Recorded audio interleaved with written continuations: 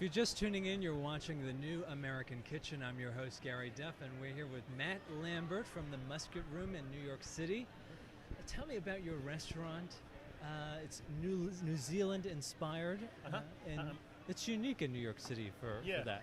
Well, when I was doing the business plan and looking to do a restaurant in New York City, I kind of was trying to think what is unique about something I could do or about me compared to the millions of other people that are here.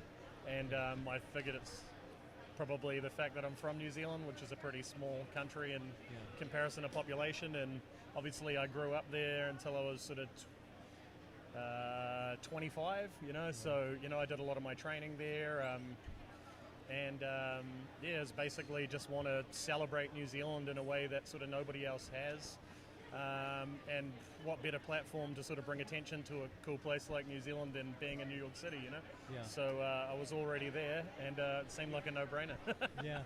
Well, let me ask you, because in America, there have been food revolutions. Give us that have sort of taken over. New American cooking is the thing right now.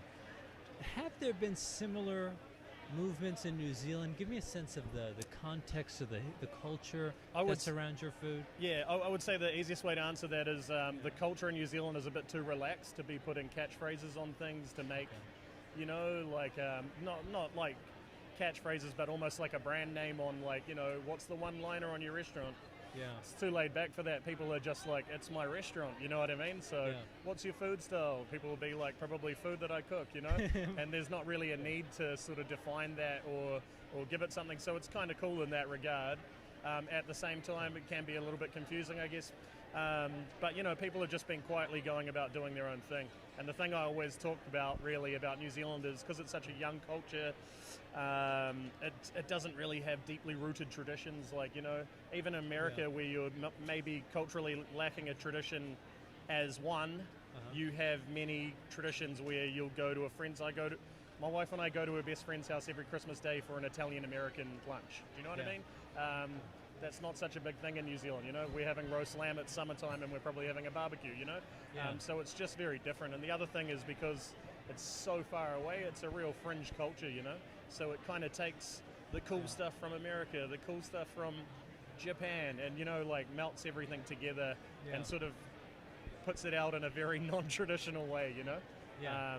So in a sense, it's kind of international. Yeah, it's very international, and it's kind of ever evolving. Yeah. It's definitely ever evolving. There's a lot of stuff going on all of the time. I mean, a good example of that is the ingredients that are grown there. So very early on, people grew Chinese gooseberries there, and now they're called kiwi fruit. Is a good example. Feijoa is a product of Brazil, but they grow massive in New Zealand, and it's like a lot of people probably live there and think it's a New Zealand ingredient, Yeah. So it's good for that. People are growing truffles there now. People didn't used to grow truffles, The wine industry is a good one, so yeah. And you're cooking for Americans, so you get to be a little bit playful with what New Zealand food means, right? Yeah. And it's a little bit hard to be 100% true to a New Zealand ethos when you live in New York, and New Zealand's so far away. So a lot of it is sort of interpretations of experiences, or I work with some ingredients from New Zealand, but I try not to get too crazy because it is far away, and we use a phenomenal amount of ingredients from the Finger Lakes and obviously Union Square Farmers Market and things. So it's either hyper local or extremely not local, Yeah.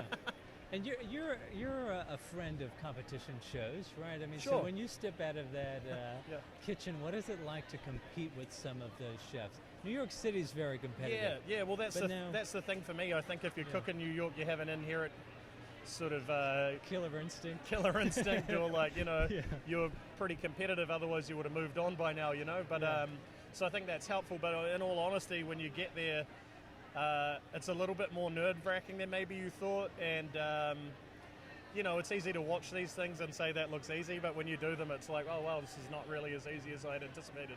Yeah. But if you're true to yourself, you can do a good job. Yeah. One of my last questions for you, because I heard you'd sort of put yourself on a tour. You're going to be cooking in a lot of different places this year. Promo a little bit. Yeah. So been approached to cook in a group of different places.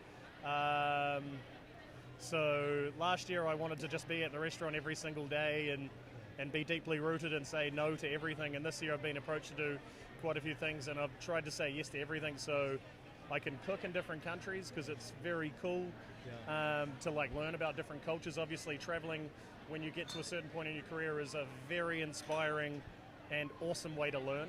And then, you know, trying to cook your food in different circumstances is cool because you have to bend like a tree in the wind, man. You got to like learn what you can do to make it work, and sometimes you can't get the ingredients you want, so you change things, and that's awesome. But being able to cook for people and I cook because I want to make people happy. You know what I mean? My end goal every night, and all I'm asking, you know, the service, including my wife, who's a general manager, is everyone happy? Is what's going on? Are they happy? It's about making people happy, you know. So being able to spread that out a little bit further and go to other places for a night, it's like really special, man, because these people are coming to a dinner that you're just there for one day, you know, to have dinner with you, and they're excited about it. I'm excited about cooking all the time, so, you know, it's a unique thing and it's very cool, and, you know, experiencing culture is great too. But I'm also, I host chefs sometimes at the Musket Room, and the primary reason for that was to learn from these chefs that come, keep my cooks excited, and see what I'm not doing in my kitchen that somebody else might think to do.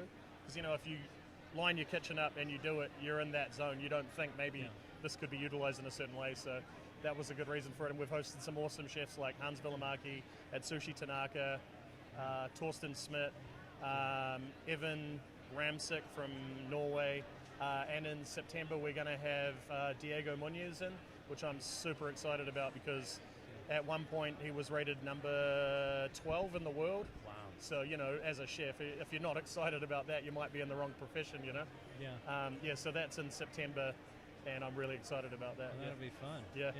Your restaurant has gotten attention from Michelin. Yes. People love your restaurant. I don't think it's ever been reviewed by the New York Times. I mean, no, it hasn't. Is that sort of surprising to you? It doesn't really surprise me. I mean, there's a lot going on in New York, you know what I mean? And there's people that have garnered bigger reputations and sort of globally successful that haven't had reviews. I mean, Gavin, who was a former chef of Cafe Baloo, didn't get re-reviewed. You know what I mean? So you're going to be upset that you didn't get reviewed and he didn't. It's kind of crazy, you know? So I'm just happy doing what we're doing, you know what I mean? And if we ever get reviewed, then guess what? We're going to be really ready for it. We've been open for 3 years. And I think basically you've got to cook for yourself and be happy, you know what I mean? And trust what you're doing. You can't really base it on other things, but at the same time, it's nice to get the attention. I mean, it's not a bad thing, right? Yeah. Chef Matt Lambert of the Musket Room, thank you so much for coming thank you. It was my pleasure. Chatting with me. Thanks, mate. Yeah.